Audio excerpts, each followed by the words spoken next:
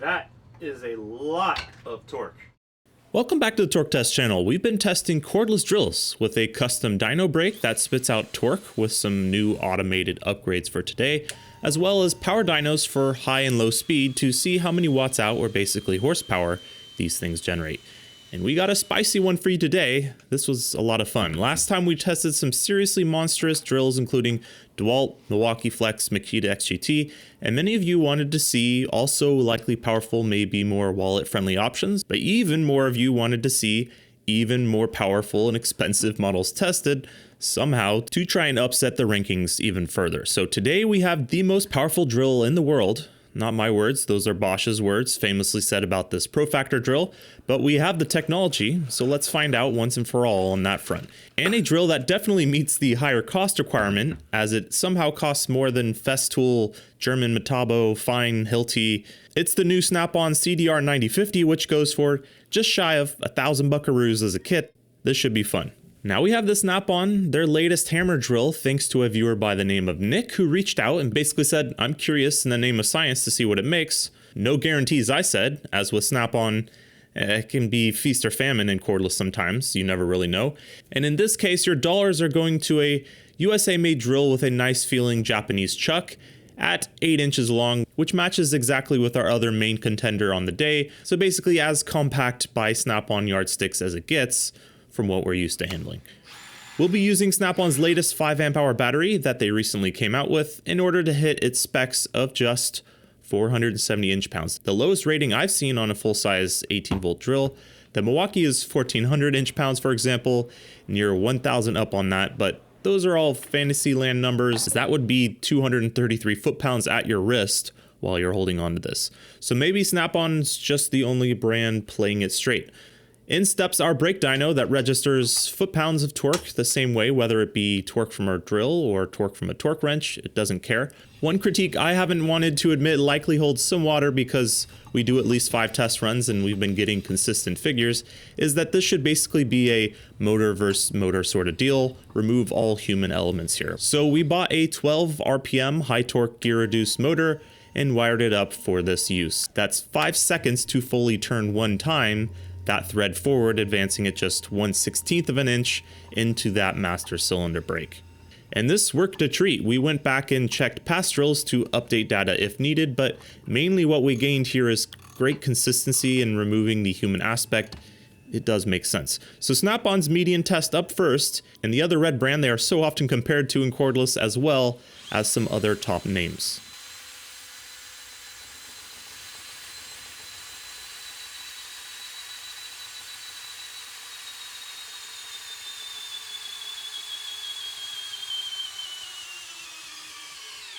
34.6 foot-pounds, not bad. About the same as a Milwaukee Gen 4 or DeWALT DCD 999 and DCD 998 for that matter. Glad to see we got something of a fight on our hands here. And up next today, the #1 most requested drill on the channel now, thanks to the last video with the Flex and Makita XGT doing so well, the Bosch GSB 18V-1330CN, as it's called here in the States, but looking at its side handle, it appears they were not kidding around. This is quite a step down in price compared to the last one. It retails for around 180 to 200 bucks bare, 240 to 265 depending on the battery and the kit. So fairly similar to a Gen 4 M18, but comes with a Rome drill truck, which I prefer given the choice. It's pretty nice. Now that world's most powerful claim is supposed to be referencing its soft torque rating. Hard torque, which sounds like some type of girl advice you get from your buddies in high school. For that, this drill is rated at 1,330 inch-pounds, not a record-breaking spec, but that would sort of be testing like this.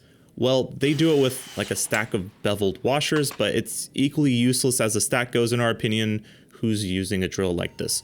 Soft torque, on the other hand, a gradual increase of resistance until stopped is, I think, more like our dyno brake, and a lot like screwing a large lag into some 4x.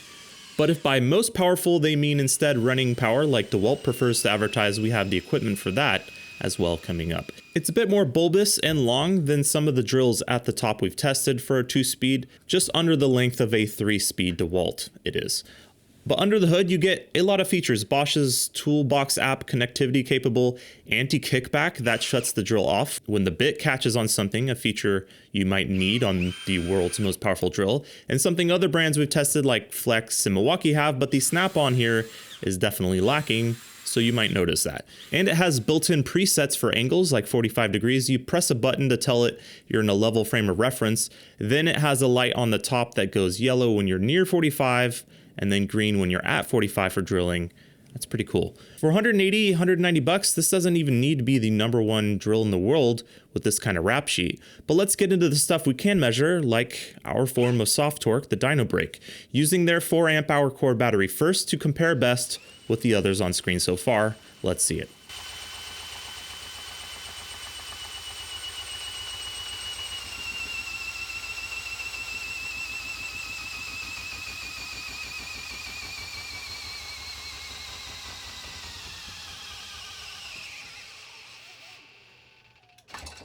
.3 foot-pounds, beating a Flex in turbo mode, that Flex using a 5 amp hour battery.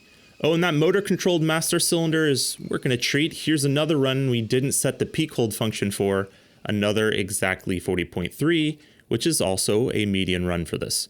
40.3 makes it the second highest torque drill we've tested, and we're so far just using a 4 amp hour core battery, and this Pro Factor drill is usually bundled with a, I know, surprising, Pro Factor battery in this 8 amp hour pack here. Not to say I'd always use it this way for the added weight, especially with 40 foot-pounds already on tap with this thing, but it is something Bosch and every other brand we've tested so far, including Harbor Freight, have over the snap-on. This is the end of the road in 18-volt batteries for the snap-on, so as we said in the outset of making this drill dyno ranking, models like the snap-on that just stop at a 5 amp hour battery, they get doubled up here in the scoring, penalized, whatever you want to call it. That's all she wrote until they make something bigger here. Now, not to say bigger, higher capacity batteries, pouch cells, 21700s always make a useful difference, but on drills specifically, it's been pretty eye-opening for us. Let's see if this 8 amp hour on the Bosch can open some eyes to its crazy claims, or if it throws down against the best performing 6 and 8 amp hour equivalent batteries from the top brands here.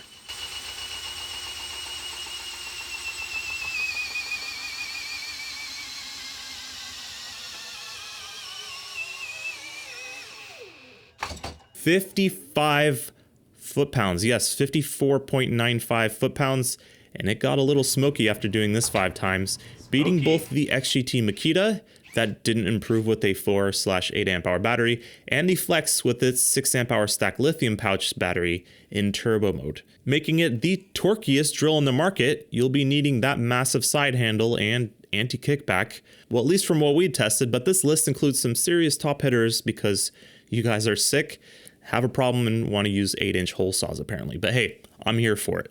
This is fun stuff. Let's jump into high speed settings on these tools in watts out. A measurement DeWALT prefers over torque, as simple gear reduction can win a torque battle. We use this 2500 watt capable motor and tax these drills with an increasing load until they cut out or are dragged below 1000 RPM, under half their free speed. The snap-on is a surprise here. Yes, limited to a 5 amp hour battery maxed, but it seems in high where we're using drills and steel with 5/16, even sometimes 3/8 drill bits, stuff like that. It's a bit of a monster, making it well past any of us expected it to get to, passing up the Flex in turbo mode again, and the Milwaukee and the DeWALT along with it, 900 watts. At that point, it's both dragged below 1000 RPM and locks up. It was able to, in one go, get as high as 920 watts before locking up, though did 900 watts most of the time with a full battery, so we'll list them both here since it's all done with this battery in that department anyways. On to the Bosch. In high speed, the Bosch, well, makes more than a Gen 4 Milwaukee does with a comparable battery, that one using a 5 amp hour with 2 rows of 18650s. This one's a 4 amp hour with 1 row of 21700s, which is usually a wash, but surprisingly less than the snap-on here and many other entries with 690 watts. Like that Milwaukee though, this drill really craves the extra number of cells to draw from, and with an 8 amp hour core battery on here, this thing cranks and cranks and cranks it up, passing lots of other 6 to 8 amp hour battery strapped tools.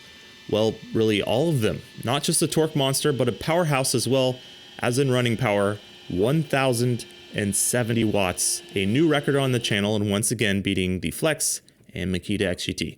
Our last stop is the Watts dyno in low speed. Stall torque is cool, but you're probably not doing all that much work where the tool is stalling out. This measures basically work done in that low mode on big stuff. Here's the snap-on first. This is ratcheted up until the drill cuts out or falls below 300 RPM. The snap-on continues to do well here with a base flavor of battery and passes all the drills but for the XGT with 750 watts. Very nice. The Bosch with the battery to compare to that can pass up the Milwaukee, which similarly doesn't love batteries of this size all that much, but not able to pass up the DeWALT 640 watts.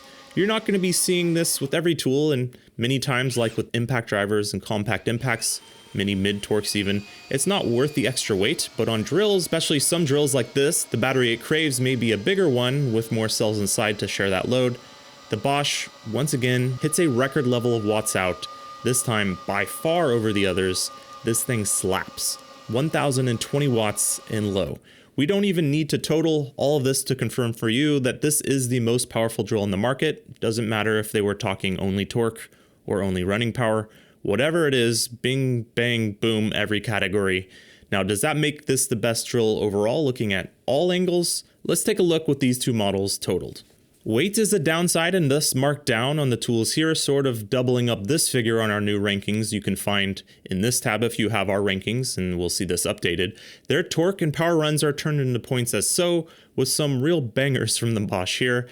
As a function of tool length, where you can fit the tool basically, that's 86.5 for the snap-on and 119.1 for the Bosch. The snap-on not being a tool that's all that focused on torque, but they also provide that info pretty honestly here. I can get behind that. As a function of the watts that they are able to squeeze out of that length, that's 103.8 and 106.9. The snap-on being really quite stout with a 5 amp hour battery, sort of miles off where I assumed it would be. But it is $770 with a single battery. Ouch, that's going to hurt it here understandably. 42.9 points and 136 for the Bosch, which makes for a gap, as you might expect, totaling 600.2 and 789, putting the snap-on just below the DeWalt's, their most powerful models, so not all that bad considering the price and what we've tested so far. But let me show you a snapshot. This is every drill with an equivalent battery to the snap-ons, just ranked by torque and power totaled. When we're talking equal batteries and closest spec and weight, apples to apples here, the Snappy gets second overall. So pound for pound, when you don't want to lug around all the pounds, very good. Now $770 to near $1,000 good, you decide, maybe you warranty tools a lot. But for the Bosch, second place overall on the rank chart. And that's for 3 reasons. Third is the Flex was only tested in turbo, but hey, if a tool has a turbo button, I'm going to press it. Number 2 reason is the Bosch is a longer tool. If either of these were afforded 8 inches to do their work, maybe they would be record breakers as well in power. It's worth factoring in. And the number 1 reason is this tool was not made for a 4 amp hour core battery. And they don't make a 5 amp hour 18650 battery to try. It wants the big chungus 8 amp hour Pro Factor to match its name. If you consider only these better battery option columns, it's by far the number 1 spot. And if Bosch even made a 6 amp hour battery like many of these brands do, and we test with as well, it would be the number 1 spot using that, no doubt. Bosch set out to make the most powerful drill in the world, and they did, from what we've tested and can measure, 55 foot-pounds of twisting, over a kilowatt in high and low, without that being in a mode that it falls out of when it gets hot. The closest to that description would be the XGT Makita for about $100 more as a kit. Link in description for this guy. It's cheaper than a cordless mud mixer and would probably be the drill used in a Power Tools remake of Commando. Overall beating a turbo 24 volt tool and a 40 volt tool with 18 volts. You love to see it. We often test tools and people tell us, well, duh, the higher voltage Model 1. But whether it's here with drills or mid torques and high torques with DeWalt's 18/20 volt tools, also ranked number 1 there, there's no rubber stamp answer to get to the top, just well designed tools.